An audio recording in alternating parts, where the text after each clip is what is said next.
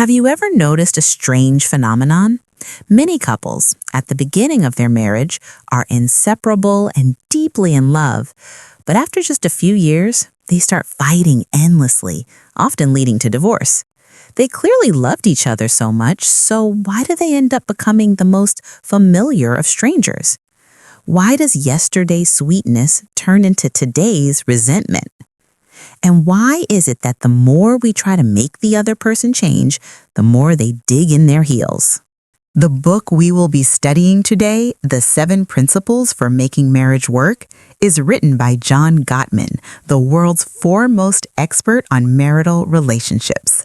He spent 4 decades tracking and studying thousands of couples, even observing their every move in a lab setting.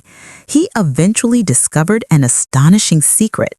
He can predict whether a couple will divorce in just 15 minutes with an accuracy rate of up to 91%. This book will tell you why certain things, once spoken, act like poison that kills a marriage, why men often avoid conflict while women feel the need to get to the root of the problem, and why 69% of marital issues are fundamentally unsolvable, yet happy couples still manage to grow old together. Before diving in, we must first clarify the most basic question: what is truly destroying a marriage? Many people believe marital problems stem from personality clashes, differing core values, or a loss of passion. But Dr. Gottman, through 40 years of research, tells us these are not the root causes. What truly destroys a marriage are the 4 deadly communication styles he discovered, which he calls the 4 horsemen of the apocalypse: criticism, contempt, defensiveness, and stonewalling. The first one is criticism. This is different from a complaint. A complaint targets a specific behavior. For instance, saying, "You forgot to take out the trash again today and I'm unhappy about that," is a complaint. But criticism is an attack on the person's character. Saying, "You are always so irresponsible, you are just a selfish person," is criticism. Do you see the difference? A complaint says, "This action made me feel bad," while criticism says, "There's something wrong with you as a person." Gottman found that couples who frequently use criticism communicate as if their marriage is a time bomb, ready to explode at any moment. The second one is contempt. This is the most toxic of the 4 horsemen. Contempt means you genuinely feel that the other person is beneath you in some way. You mock them, use sarcasm, roll your eyes, or use cold ridicule.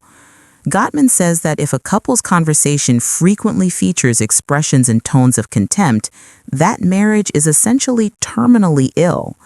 This is because contempt transmits the message, "You do not deserve my respect.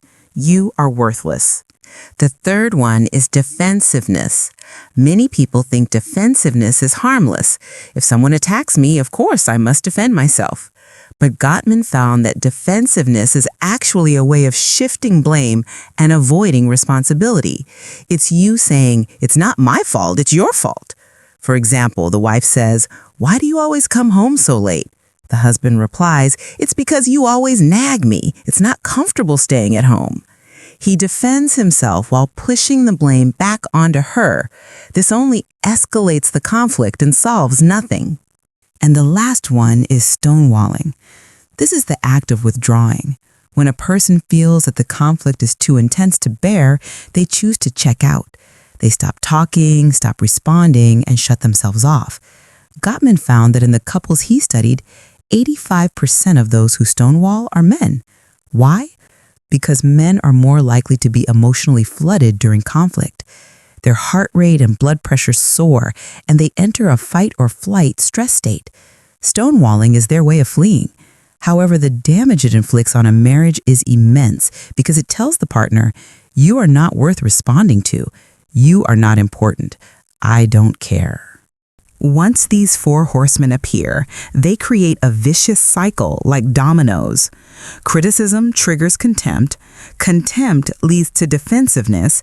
Defensiveness escalates the conflict. And finally, one side stonewalls, making the other side angrier. The next round of conflict will be even more intense, and the marriage slowly dies in this negative feedback loop. So, what is the secret to enduring marriages? It lies in what Gottman calls the emotional bank account.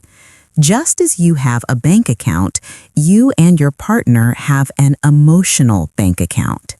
Every positive interaction is a deposit, and every negative interaction is a withdrawal. Happy couples maintain a high balance in this account, so when they occasionally conflict and make a withdrawal, there is still enough balance to keep the marriage from going bankrupt. How do you make deposits? Gottman proposes a magical ratio, 5-to-1. This means that your ratio of positive to negative interactions must be at least 5-to-1. For every single negative interaction, you need 5 positive interactions to balance it out.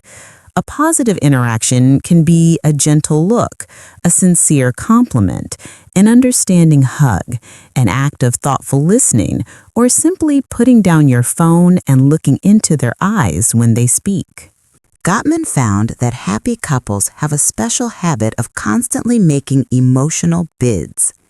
An emotional bid is a small attempt by one partner to connect with the other. For example, a husband watching the news suddenly says, "Hey, this news is interesting." This is a bid. He is saying, "Pay attention to me. I want to share something with you." The wife has 3 ways to respond. 1. Turning towards, a positive response. She puts down her work and says, "What news? Show me." This is accepting the bid and making a deposit into the account. 2. Turning away, indifferent response. She doesn't look up and says, "Oh," continuing her task. This is rejecting the bid and making a small withdrawal. 3. Turning against, a negative response. She says, "Can you stop interrupting me? I'm busy." This is making a large withdrawal. Gottman discovered that couples who eventually divorce only respond positively to bids 33% of the time. Happy couples, however, respond positively 87% of the time. Marriage happiness is not built on grand romantic gestures, but on these tiny, countless daily interactions where you choose to turn towards your partner rather than away or against. When conflict does arise, what do? Gottman found a surprising truth. 69% of conflict in a marriage is perpetual and unresolvable. The issue you argue about, whether to have kids, how to spend money, where to live, reflect fundamental differences in your values, personality, and upbringing. These differences will not disappear. You could argue about them for a lifetime without a conclusion. Gottman says this is not a problem. Happy couples also have these unsolvable conflicts. The key is not solving them, but learning how to live with them. He found that happy couples approach these perpetual conflicts by not trying to change the other person, but by learning to understand why their partner feels that way and then finding a way to manage the conflict that is acceptable to both. For example, a couple where the wife loves socializing and the husband is introverted. A happy couple would discuss it. The wife explains why socializing is important to her, and the husband explains why quiet time is crucial for him to recharge. Then they find a compromise, perhaps attending social events twice a month, or the wife goes out while the husband stays home.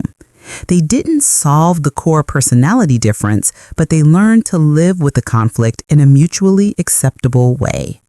For the solvable conflicts, like chores or childcare, how do you keep the discussion from becoming a fight? Gottman's concrete advice is the gentle startup. He found that the beginning of a conversation determines its ending. A gentle startup involves using I statements instead of you statements to express your needs. Don't say, "You never help me with chores, you just lie on the couch," and attack. Say, "I'm very tired today. I would really appreciate it if you could help me wash the dishes," expressing a need. If both partners become emotionally flooded, the best course of action is the timeout.